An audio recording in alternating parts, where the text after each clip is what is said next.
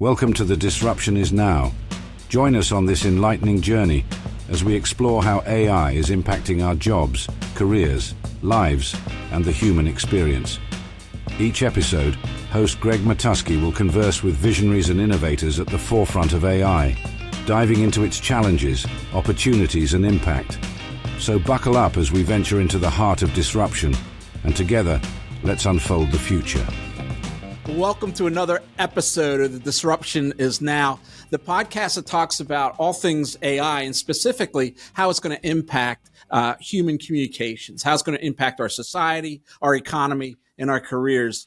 I'm Greg Matusky. I am the founder of Gregory FCA. We're a 100-person PR firm with offices in New York and Philadelphia. I'm really excited about our guest today. In fact, I woke up at about 3 o'clock in the morning thinking about it because we've had a lot of guests from the agency side on, and this is probably the second guest we've had on from the corporate communications side.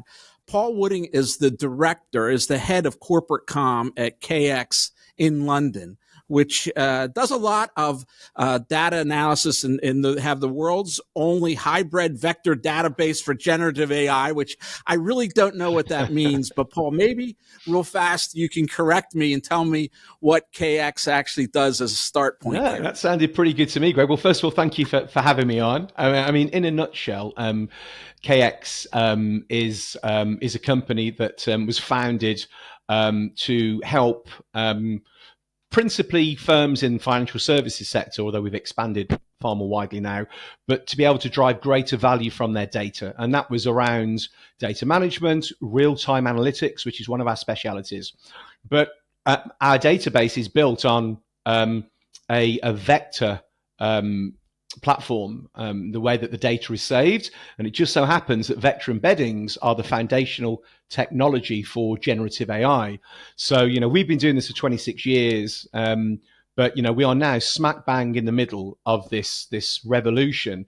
So, my personal passions and interest in AI from how it's going to affect communications have sort of married with my professional work. So it's a really exciting time for me. And as you'll see, hey, Paul, trace that back. When did you become excited about AI in communications? What was the impetus there? I think it has to be when ChatGPT dropped public in November last year. I'd been using trialing some of the systems like Jasper and Copy AI previously, but they'd never ignited my, real interest. I was curious, and I'd used a few of them and they were quite nice, but the interfaces were, very menu driven. There wasn't that natural template driven. Yeah. There wasn't that sort of natural, I'm now going to this as my day-to-day workflow.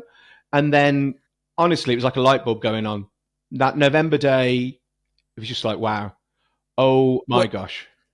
Wait a second, Dan. Is he telling my story? I'm talking to Dan in the studio here because I had the exact same experience, but I started a little earlier. I started about 3 years ago thinking, what would it be if a machine could help us create content?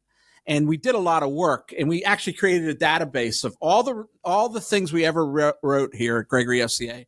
And we tagged them, and you could go in and you could find out, did we ever write a media training script for XYZ kind of company? Very awkward. Yeah. It wasn't really used, right? But we had all the information. And so when ChatGPT came out on that November day and I first saw it, Paul, I literally giggled. Yeah. I thought, this is it. Yeah. And for me, as somebody who's been around the industry, I finally thought, wow, for many times I tried to help people learn to write, and I'd give webinars and seminars. I'd be very energetic, but walk out of the room and still didn't move the needle a lot. And I said, wow, I can really help people. I can show them, they don't have to worry about the data, the words, the syntax, the verbs. All I have to teach them is, where are we going? How do we create the message? So I share your passion, and I think it's going to be transformative. You're on the inside now. You did work for the evil empire. I have crossed the chasm. I have indeed. Yeah. I've been back a few times as well, so I've got skin in the game on both sides.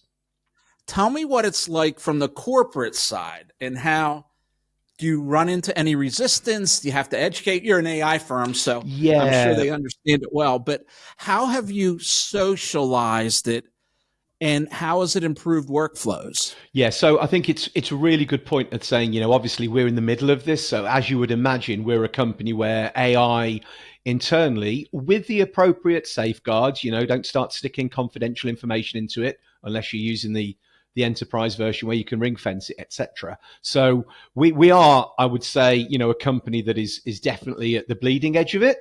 So it's encouraged. For sure, and we've got a CEO who's very passionate about it, and he's very open as well, which I think's very important.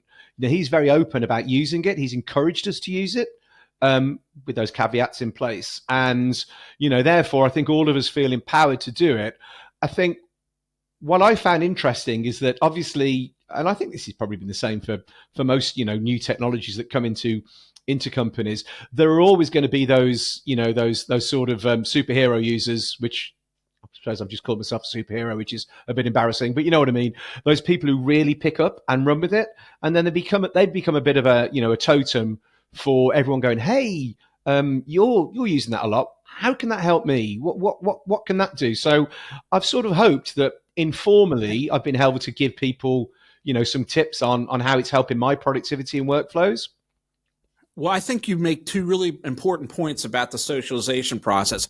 One is, from the top, people have to be bought in, right? And there was just a comment on LinkedIn. I don't know. You probably follow Ethan Mollick, the Wharton professor who writes a lot on AI. And just today, he wrote that as he goes up the food chain in the hierarchy in corporations, he runs into more and more people who have never used it, and they don't understand the value, and they're not champions of it. And all they hear about are the risks, the scaries, as I call them, right?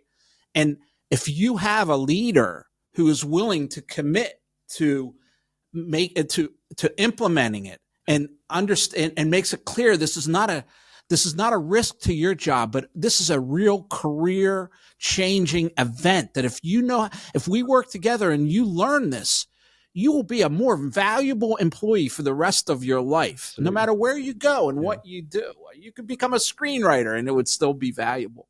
And the second point that you made, I think is really important, is you do need those superheroes. You do need those hyper-productive people who run into your office and say, look what I just did, right? Yeah. And you go, oh my God, let's get that out to everyone. That's amazing. Yeah.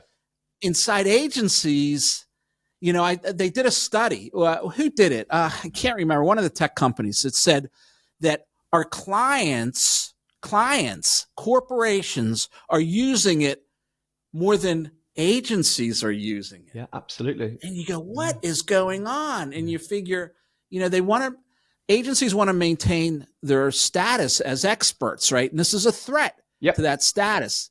And they don't really understand that by working collaboratively with your client, you can be seen as an expert and gain so much more because there are no rule books, right? Like you probably learned this the way I did on Twitter and listening to people and experimenting in a very safe space. Yeah. So I'll let you take it away and see if any of that makes sense. I mean, to tell you what it reminded me of, my 7th birthday when my parents gave me a Commodore VIC-20.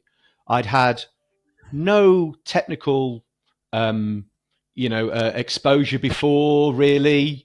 And yet I'd been given this computer, and the manual was part manual, but mainly it was a coding manual.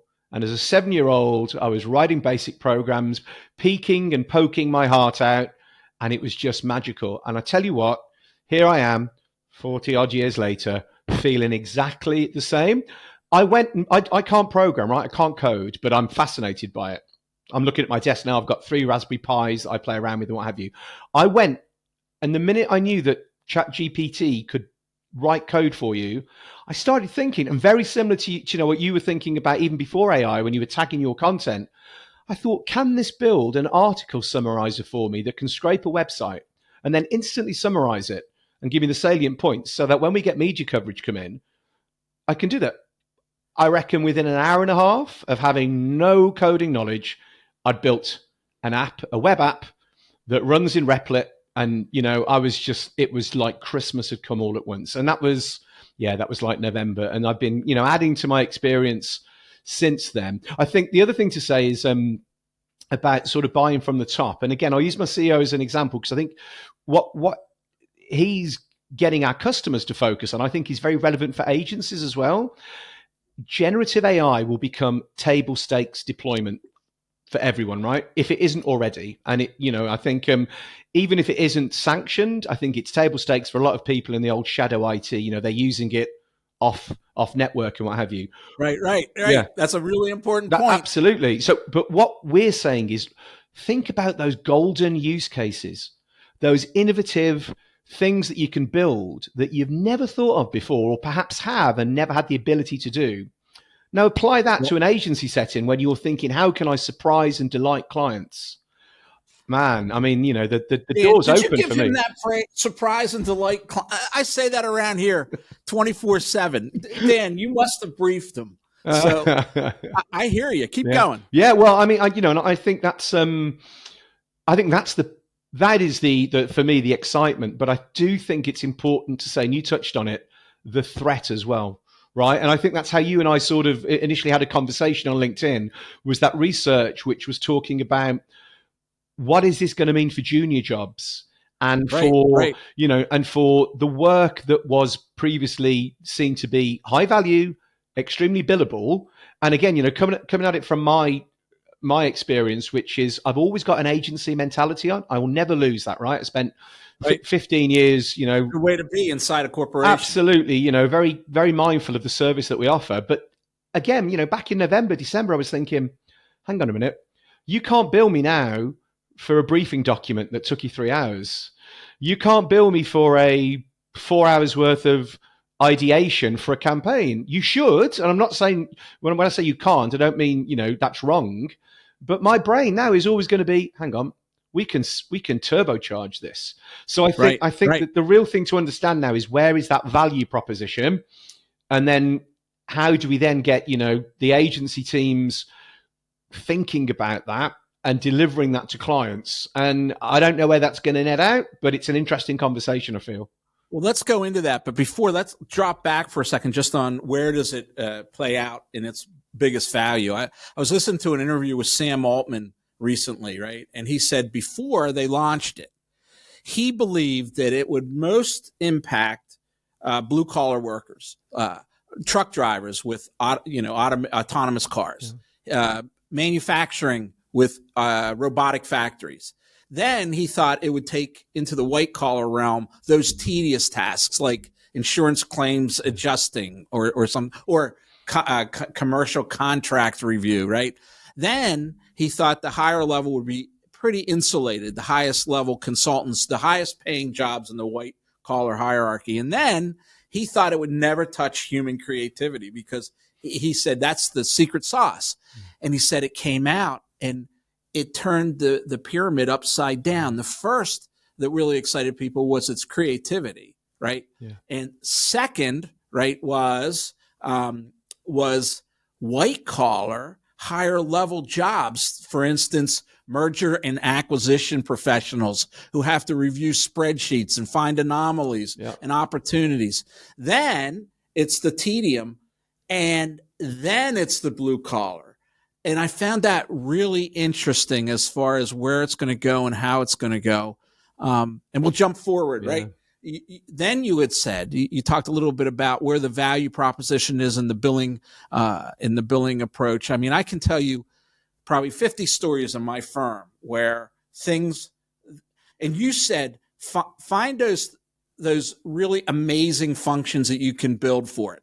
I use a different phrase. I say, let's look at our industry and find out where we've accepted friction.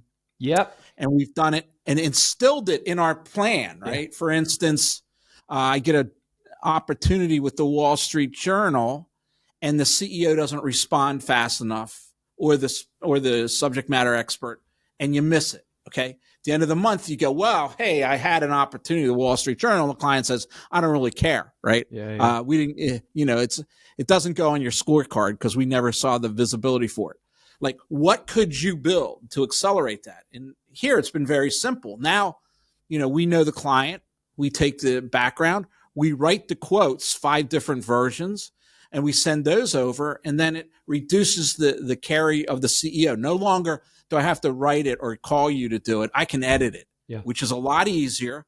So we've improved our response time and increased the number of placements we've secured, just trying to overcome those friction points. And that's going to be, for me, my 2024 charge is to really try to focus on that. Anything that's friction, right?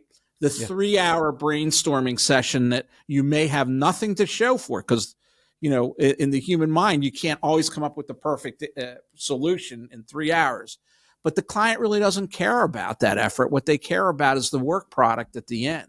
So I think it's going to have a transformational impact on all of that. Hey, I'd like to play a game with you. I did this yesterday real fast. Go right? on. We're going to call this, where's it fall? The jagged edge. Right. That's an Ethan Mollick phrase for what AI does well and what AI still struggles with or may never do well. So I'll give you the task, right?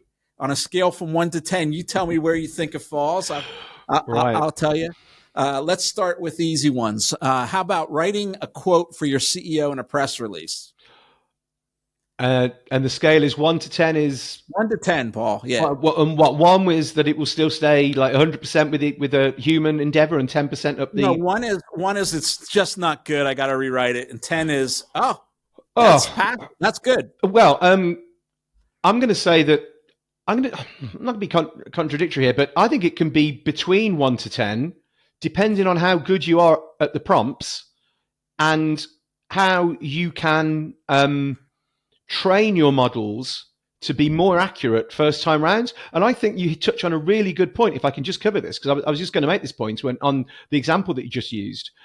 I think one of the big concerns and perhaps some of the resistance against this, and I've seen this commentary many times, is, accuracy, it's vanilla, we're going to be flooded with vanilla content. I think that those were valid points to raise 6 months ago. But, going back to the start of our conversation about you building these agents now, which is trained on your data, you upload all of your CEO's commentary, you upload speeches, you upload white papers, you upload his tone of voice. A model becomes completely trained on how you want that response to turn out. And then you put the request in from the media. I'm going to say you do that, I'm going to give you a 10, right? I'm going to give you a 9 or a 10. And that's where we need to get to, right? I got to stop you. I got to ask you a question. Are we brothers from another mother? I think anyone who's been in comms, a good while, and has always, and I love the way that you talked about friction, because I couldn't agree with you more, and has always had their head switched and their radar on for about how can we continually improve. Because let's face it, right? We have been an industry, profession, that has been disrupted so much over the past 20 odd years. When I first started, it was spray mount media clippings, faxing press releases, calling journalists up, lots of lunches, what have you. Some of that's still very important. But then the media came along, the internet came along, and that fragmented. Then social media came along, we had to adapt. So I think, we've always got our radar on. We've always got the spider senses tingling for what's next. And this is the biggest what's next, I think, that any of us could have faced. So I think as long as you sort of have got that awareness, you should constantly, and it goes back to those golden use cases, right? And what we've just described is not rocket science. That to me is the magic. It doesn't need 10 Python developers and a UX expert, charging you whatever you charge, sitting there going, can you build this? It doesn't need a hackathon. Hackathons have become sitting in front of the TV with your laptop thinking, oh, I've got an idea. I mean, that's, for me, that's just like wow. I couldn't have said it better myself. And I'll address that on a scale from 1 to 10. I agree with you 100%. The first time we had, and this was before ChatGPT, in 2021, at our annual meeting, we previewed our first generative AI platform internal to our firm. And it wrote the first paragraph pretty good, right? The second paragraph, it was about Greg Matusky. It claimed we had a mascot named Senor Frog, which I don't know where that came from. It was there's a bar in Cancun called Senor Frog that I might have been to a few years ago. Right. And then it gave the quote that I detest, and that is, we're excited, we're honored, right? Like just once I'd love to see a CEO say, well, we're not really that excited about this new hire, but it was the best we could do given the we've been trying to get this person in for ages, so we just sort of we have to cast net a bit wider. And then when we did release or in March, we had that same phenomenon. It was just too much. We're excited because why? It had gone out to the internet. It found the algorithms and a lot of bad releases out there, which have quotes that say we're excited. So we got around that by making sure that there was a prompt that asked the user to write, what is the vision for the company, right? Mm-hmm. And as soon as we did that and related the quote back to there, it all started to make sense, right? So even in that respect, no one had to think about it. The machine was thinking about it for us, and it really improved the quality of the. I'm going to ask you another one. Scale from 1 to 10. You ready? Yep. I'll answer this succinctly this time. Brainstorming new campaigns. 7 or 8. Yeah, I'd be there, maybe 6 to 7. Mm-hmm. I think you're right on. My experience is if you come up, there'll be maybe 10 vanilla. If you have 10, 8 will be vanilla. Start a blog, start a podcast, go to Instagram. But then there'll be one, and you'll go, that I could work with. I could really, really work with. As an example, I was pitching a chemical company, which I did not get, large chemical company, and they asked for. They really want to reset the gauge with regard to how they express themselves, and they wanted to make chemistry something exciting. So one of the 10 was, and they want to go to teachers and instructors, professors, hold a contest, nationwide contest for the first chemistry high school teacher in space, and buy space on SpaceX or Mr. Bezos' project, right? And for $250,000, I go, oh my God, that's like a golden idea. And it wasn't that clear when it presented it, right? It said, send somebody into space, that's what it, but when you put the rails on that, you think that's a really powerful idea. That's something that could really capture the media's attention. So again, you may look at a list of 10 and 8 of them are losers, but if you really, and one has a germ of idea, if you go back at that 8th that has a germ of idea, I think you can really, I give the example.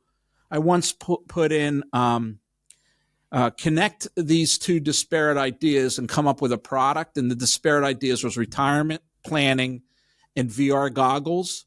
And it came up with V retirement, experience your retirement today based on the information you provide. So, if there's a glimpse into the future I probably don't want just yet, but absolutely. Yeah. Or how you could get there, right? Yeah.